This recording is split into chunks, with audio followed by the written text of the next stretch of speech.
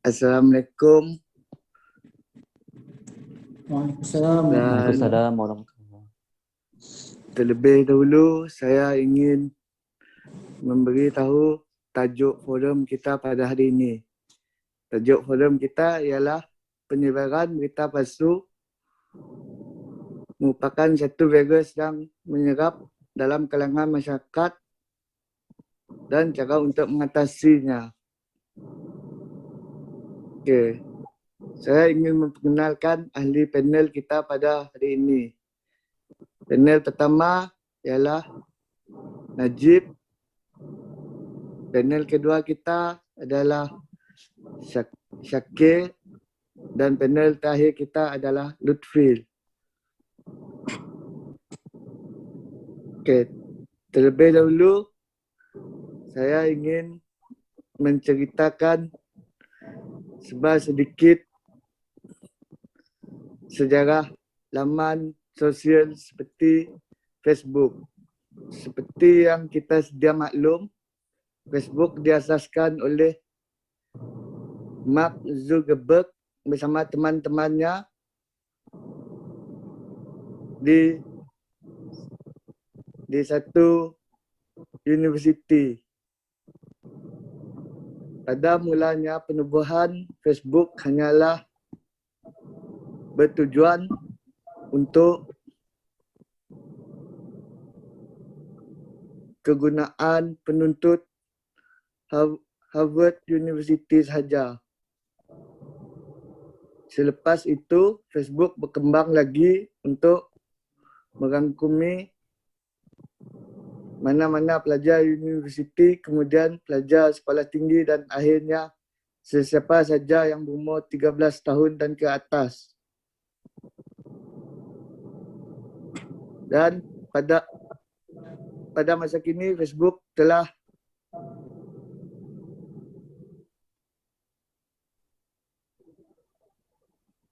digunakan lebih 400 juta orang pengguna aktif di seluruh dunia.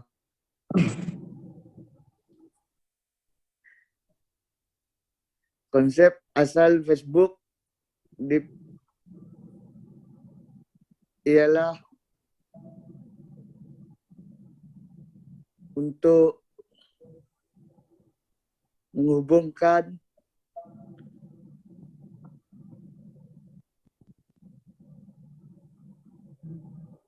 sesiapa saja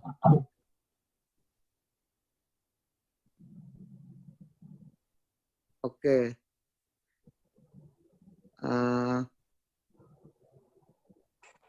Saya telah menceritakan secara ringkas mengenai sejarah media sosial tersebut. Jadi kita nak mendengar pandangan pertama daripada ahli panel kita yang pertama, iaitu saudara Najib. Boleh tak ceritakan secara ringkas mengenai isu-isu yang sering berlaku dalam kalangan masyarakat kita seperti yang biasa ditulakan dalam media sosial?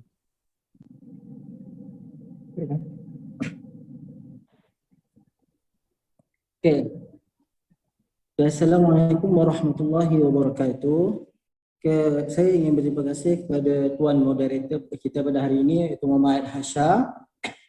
Betul? Saya sebut nama Hasha. Betul. Okey, untuk orang kata penyebaran maklumat palsu di media sosial ni sebenarnya setelah lama berlaku. Sejak zaman dulu lagi. Kalau zaman dulu kita tak ada teknologi, yang mana tak ada telefon, tak ada dan sebagainya. Tapi orang kata kalau dulu kita panggil penyebaran berita palsu ni sebagai orang kata propaganda. Kalau orang dulu masa zaman Jepun dia menggunakan propaganda untuk menghancurkanlah perpaduan dalam rakyat kita. Dan oleh kerana perkembangan teknologi zaman sekarang yang di mana kita sudah adanya internet, telefon dan sebagainya, dengan kemudahan yang ada seperti WhatsApp, Facebook, Insta, Telegram dan sebagainya. Jadi perkara penyebaran orang kata maklumat palsu tu mudah tersebar. Seperti orang kata ada istilah baru baru-baru ni baru keluar, iaitu breaking news syndrome, iaitu sindrom menyebar berita terawal, di mana apabila mereka memperolehi maklumat sahaja, mereka bertindak menyebarkan maklumat tersebut tanpa mengesahkan yang maklumat tersebut adalah benar ataupun palsu. Menteri Kanan Keselamatan Datuk Seri Ismail Sabri Yaakob menjelaskan bahawa penularan berita palsu sedemikian seringkali sekaligus mencerminkan tindakan yang tidak bertanggungjawab selain berupaya menggugat keharmonian awam. Yang mana orang kata penyebaran berita palsu ni boleh mengganggu-gugat keharmonian negara kerana ia boleh mencetuskan pelbagai spekulasi dan orang kata pelbagai fahaman lah yang boleh mencetuskan pergaduhan dan boleh menyebabkan berlakunya salah faham. Okey, dapat kita tengoklah orang kata sekarang ni dalam situasi COVID, begitu banyaklah orang kata berita palsu tersebar mengenai pesakit COVID, mengenai sebenarnya penyebaran berita palsu ni boleh melibatkan semua benda, termasuk dalam bab agama, politik, pentadbiran ataupun dan sebagainya benda lah. Mana orang kata yalah sekarang kita dah canggih, so penyebaran tu berlaku dengan begitu cepat lah. Maksudnya kalau masuk WhatsApp ada grup dan sebagainya, bila kita post ramai yang membaca. Okey, baru-baru ini kita tengoklah pada situasi COVID berlakunya orang kata berita palsu berkaitan situasi ketidaktentuan politik negara pada masa kini yang disebarkan melalui media sosial, menjejaskan ketenteraman awam. Seperti yang kita tahulah bahawa dalam situasi COVID ni kerajaan kita telah orang kata bertukar sebanyak 2 kali tak silap saya. Yang pertama iaitu pada Tuan Mahathir, dan kemudian kita beralih kepada Pakatan Nasional PN tak silap saya, dan dipimpin oleh sekarang ni Muhyiddin Yassin ya. Siapa Perdana Menteri kita sekarang? Okay, seperti isu yang baru-baru ini berlaku lah, seperti pemilihan Perdana Menteri Malaysia yang baru disebabkan pelantikan jawatan Perdana Menteri Malaysia yang ke-7 telah memberi kejutan kepada rakyat Malaysia pada masa kini. Media sosial memainkan peranan dalam penyebaran maklumat yang tidak ditentukan kesahihannya. Berita palsu perkara ini telah menyebabkan rakyat hilang keyakinan terhadap pemimpin negara dan menimbulkan berbagai isu negatif dan sensitif sehingga terjadinya perpaduan negara terjejas. Yang menyebabkan perpaduan negara terjejas lah. Maksudnya sebenarnya penyebaran berita palsu ni sepatutnya tidak berlakulah di kalangan rakyat kita, kerana orang kata kerajaan telah membuat berbagai-bagai orang kata stigma ataupun program untuk mencegah, dan kerajaan juga ada orang kata memperuntukkan undang-undang bawah orang kata penyebaran berita palsu ni, ada yang kena denda, ada yang kena tangkap dan sebagainya. Sepatutnya perkara ini tidak berulang lah. Dan orang kata selain kesan daripada tu, pendedahan maklumat negatif dan palsu yang berterusan akan mempengaruhi cara seseorang itu berfikir, bertindak dan menyelesaikan konflik. Ini kita dapat tengoklah kan, begitu banyaknya orang kata kerajaan-kerajaan di dunia ni telah digulingkan disebabkan penyebaran maklumat palsu lah. Oleh kerana itu penyebaran maklumat palsu ni memberi impak yang besar pada pembangunan Mohon negara. pendekkan hujah. Ya. Jangan risau, kita akan pendekkan. Nampaknya tuan moderator pun dah bagi signal. Okay, itulah sedikit kata maklumat yang saya dapat lah sepanjang kata tempoh COVID ni lah. Okay, sekian, saya serahkan kembali kepada tuan moderator. Okey, kita telah mendengar mengenai sedikit isu daripada panel pertama kita, Encik Najib. Okay, jadi sekarang ini kita ingin bertanya kepada panel kedua kita, iaitu Encik Syakir. Apakah tindakan undang-undang yang bakal dikenakan kepada penyebar berita palsu khususnya di Malaysia, Encik Syakir? Ya, bismillahirrahmanirrahim. Assalamualaikum warahmatullahi taala wabarakatuh. Jadi sebenarnya kalau kita nak ambil berkaitan dengan konsep pendidikan undang-undang dalam konsep tindakan undang-undang tersebut terhadap berita terhadap penyebaran berita palsu ini, sebenarnya terdapat satu akta. Kalau kita di Malaysia ini terdapat satu akta yang dinamakan sebagai satu akta komunikasi. Akta komunikasi dan multimedia 1998 yang peruntukan dalam bawah Seksyen 21 dan 211 dan juga Seksyen 233. Jadi dalam tindakan undang-undang ini, seseorang didapati menyebarkan berita palsu, macam contoh situasi macam panel Najib telah cerita tadi berkaitan dengan kerajaan, politik dan sebagainya. Jadi pesalah-pesalah ini sebenarnya siapa yang menyebarkan berita palsu lah, menyebarkan ke yang tolong meretweet ke apa ke semua. Jadi sebenarnya seorang itu sebenarnya boleh dikenakan tindakan. Sebenarnya di bawah tindakan akta komunikasi inilah. Jadi di bawah hukumannya boleh memperuntukkan di bawah hukuman sebanyak RM50,000, denda maksimum RM20,000 atau penjara 1 tahun atau kedua-duanya sekali. Jadi sebenarnya tapi bukan itu saja. Itu di bawah akta komunikasi. Tapi sebenarnya terdapat satu lagi di bawah akta, iaitu di mana seorang yang menyebarkan fitnah. Sebagai contoh ini membawa fitnah kepada kerajaan, yang membawa fitnah kepada seorang individu tersebut. Ya, jadi di dalam media sosial, dia bukan saja boleh didakwa di bawah akta komunikasi dan sebagainya. Namun dia boleh didakwa di bawah akta kanun keseksaan dalam Seksyen 500, iaitu di bawah hukuman fitnah. Ataupun lagi satu adalah Seksyen 505B, iaitu yang boleh membawa kepada pengkhianatan awam.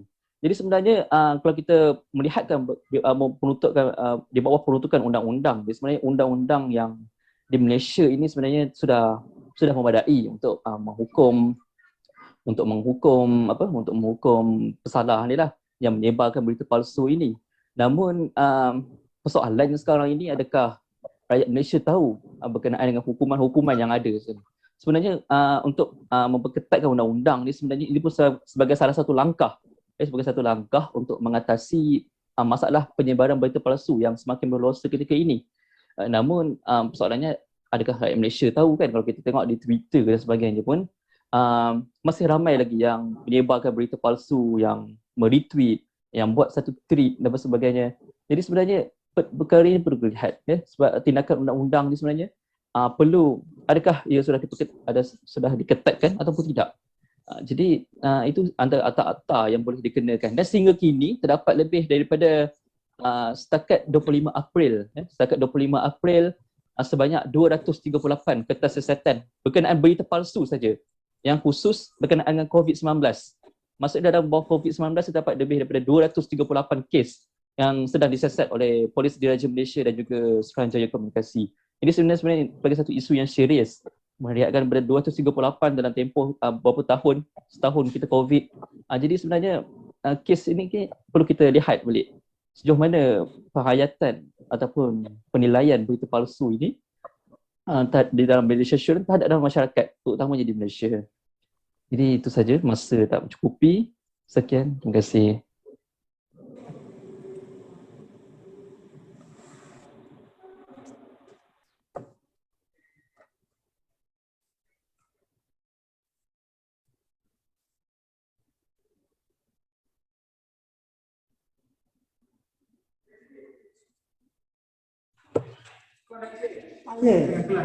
Tak. Okey, Faruk.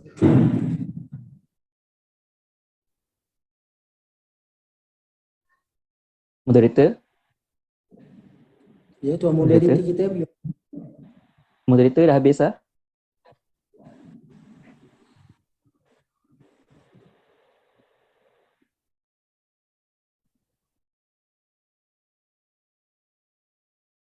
Okay, moderator boleh ke panel ketiga?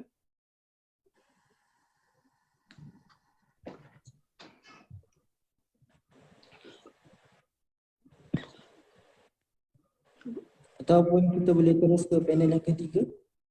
Ataupun kita boleh terus. Itulah, terus ya, sebab masa pun tak mencukupi. Jadi panel ketiga, jadi apakah langkah-langkah yang boleh dibuat untuk menyelesaikan masalah isu media sosial ni dalam kalangan masyarakat? Jadi silakan. Okay, terima kasih. Dan moderator Cik Bertekan.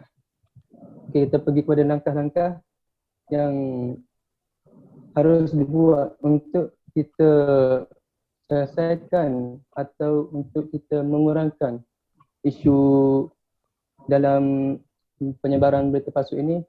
Apa yang boleh saya katakan, yang pertama ialah kita perlu lahirkan sifat ataupun rasa ingin tahu sepanjang masa dan jangan segera untuk menyebarkan berita itu tanpa memeriksa kebenaran ataupun kesahihan kerana rasa ingin tahu ini kita telah pun terbukti secara ilmiah untuk membuka minda masyarakat kepada yang lebih terbuka. Jadi masyarakat ni ataupun kita sendirilah tidak buta dengan hanya satu ideologi sahaja. Okey, yang kedua, kita mestilah berhati-hati dengan tajuk yang provokatif, yang mana tajuk ini boleh menimbulkan kemarahan orang ramai dan ia membawa kepada penghasutan. Yang mana lebih menyeramkan lagi, tajuk ini ataupun isu ini ataupun berita itu diambil daripada media-media ataupun surat khabar yang rasmi. Untuk itu sudah pasti kita sebagai masyarakat ini perlu membaca ataupun mencari daripada media berita yang ada dan dengan kredibilitinya sudah pasti mereka pun telah memeriksa kesahihannya sebelum menyiarkannya kepada umum, kepada masyarakat. Okay, yang ketiga, kita mestilah ataupun masyarakat mestilah periksa kesahihan berita dengan mengetahui usul-usul sumbernya, yang mana kebiasaannya lah sumber berita ini ia disokong ataupun kenyataan ini disokong melalui sumber yang datangnya daripada pihak polis ataupun kenyataan akhbar itu sendiri. Dan kita juga dari siaran akhbar langsung ataupun dari media berita. Yang keempat iaitu apabila kita mengetahui bahawa berita itu adalah berita palsu, kita hendaklah segera melaporkan kepada pihak berkuasa. Langkah keempat inilah yang ramai sangat masyarakat ataupun orang-orang luar sana takut untuk membuat laporan. Kerana berfikiran, dan tindakan ini amatlah penting kerana untuk kita membendung atau menyekat setengah warga net ataupun warga internet ini ataupun yang menyebarkan berita palsu itu yang tidak bertanggungjawab daripada menyebarkan lebih banyak berita-berita palsu masuk ke dalam masyarakat. Itu saja, sekian daripada saya. Okey, terima kasih kepada panel ketiga kita, Encik Lutfi. Okay, setelah kita mendengar perbahasan yang menarik daripada ketiga-tiga panel ini, sekarang saya ingin menjemput ketua panel untuk merumuskan forum kita pada hari ini. Dipersilakan. Okey, setelah apa yang telah dibentangkan dan apa yang telah dibincangkan sebentar tadi, dapatlah kita lihat bahawa penyebaran berita palsu, maklumat palsu ini boleh membawa pelbagai kesan yang negatif kepada masyarakat, kepada negara, seterusnya kepada individu itu tersendirilah. Di mana perkara ini boleh melibatkan nyawa seseorang dan melibatkan kejatuhan satu kerajaan dan sebagainya. Dan seperti yang telah kita panel kedua kita iaitu Encik Syakir bentangkan tadi bahawa terdapatnya undang-undang yang khas untuk mereka yang melakukan penyebaran berita palsu ni, dan terdapatlah hukuman-hukuman yang tertentu yang telah ditetapkan oleh kerajaan. Dan manakala panel kita yang ketiga telah orang kata mengemukakan beberapa cadangan dan pandangan dalam orang kata mengatasi masalah penyebaran berita palsu ini. Sekejap ya. Dan orang kata sebenarnya perbuatan kerajaan pun telah orang kata memperkenalkan satu kata amalan, iaitu jika tidak pasti jangan kongsi, yang diperkenalkan oleh orang kata Jabatan Penerangan Malaysia. Seharusnya amalan ini haruslah diterapkan ke dalam masyarakat Malaysia agar berhenti daripada berkongsi tentang sesuatu berita ataupun maklumat yang tidak pasti akan kesahihannya ataupun benda itu adalah benar atau tidak. Seharusnya melihat daripada perspektif Islam sendirilah, kita haruslah melakukan tabayyun, iaitu menyelidik adakah berita itu benar atau tidak sebelum kita menyebarkannya kepada orang lain. Sekian, wabillahi taufiq wal hidayah. Wassalamualaikum warahmatullahi wabarakatuh. Baiklah, kita telah sampai ke penghujung. Terima kasih kepada ketiga-tiga panel jemputan kerana sudi meluangkan masa, dan terima kasih juga kepada pendengar kerana sudi meluangkan masa mendengar forum kami pada hari ini. Okay, Assalamualaikum. Waalaikumsalam warahmatullahi wabarakatuh. Waalaikumsalam warahmatullahi wabarakatuh.